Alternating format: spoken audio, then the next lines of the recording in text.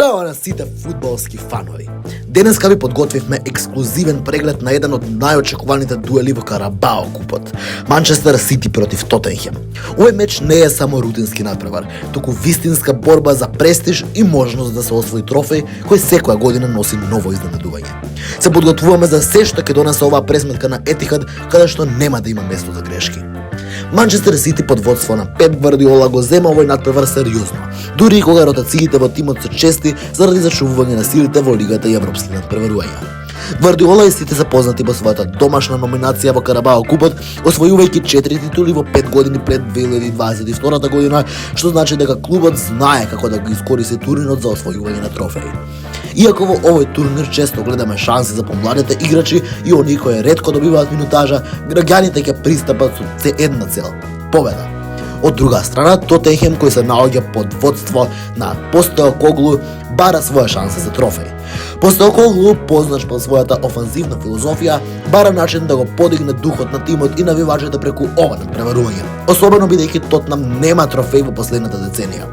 Фановите на Спарс се надеваат дека тимот ќе го искористи сите шанси и ќе изненади силната екипа на Сити. Во однос на таковната форма, Манчестер Сити има одлична серија на домашен терен, каде што Гвардиола успешно го применува својот стил на интензивен посед и доминација преку кратки пасови и брзо менување на страни. Ова е вистински предизвик за секој тим кој ќе се обиде да го контролира нивниот ритм. Со играчи како Родри, кој сега ќе биде отсутен, но кој ја контролира средината, и Кевин Де Брујн, кој исто така ќе биде отсутен, кој ја диктира играта генерално, Сити може брзо да ја казни секоја грешка на противникот, но сега нема да биде случај дека овие двајца играчи нема да играат.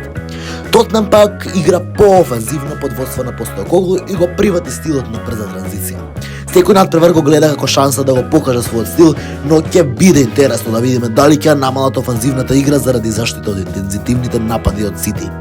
Тотнам често успева да креира шанси дури и кога се со помал позад, што ќе биде предност во дуел со тим како Сити, кој доминира со топката. Ова е се за денешниот преглед на дуелите меѓу Ман Сити и Тотнам во Карабао купот. Кажете ни во коментарите, кој мислите дека ќе триумфира? Дали Ман Сити ќе продолжи доминацијата во Карабао или Тотнам ќе изненади со тимот против тимот на Гвардиола? Доколку уживавте во ваквата анализа, не заборавајте да се претплатите на каналот и да го активирате звончето за да не го пропуштите следното видео. Ви благодариме што гледавте и до следниот пат. Останете со нас за уште повеќе фудбалски содржини. Се гледаме во следното видео.